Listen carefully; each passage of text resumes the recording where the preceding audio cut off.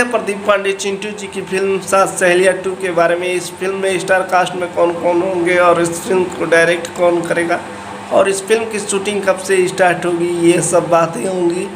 तो इस फिल्म में स्टार कास्ट में होंगे प्रदीप पांडे चिंटू, अक्षरा सिंह, काजल राघवानी, सेहर अफसा और अमरपाली दुबे और भोजपुरी की बड़ी कलाकारें देखने को मिलेंगी।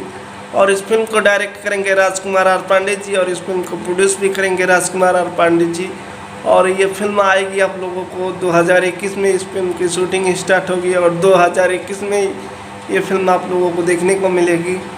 क्योंकि ये भारी बजट की फिल्म है इसीलिए थोड़ा टाइम लग रहा है, क्योंकि हीरोइनों का डेट नहीं मिल रहा है और इसी की वजह से ये फिल्म अभी नहीं, थोड़ा लेट हो रहा है। लेकिन बहुत जल्द इस फिल्म का शूटिंग स्टार्ट होगा।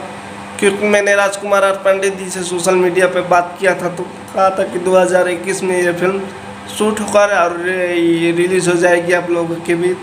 तो आप लोग कमेंट करके बताइएगा कि कब तक आप लोग इस फिल्म को देखना चाहेंगे। और चैनल पे नए हैं तो चैनल को सब्सक्राइब कीजिए, लाइक कीजिए, शेयर कीजिए, कमेंट कीजिए।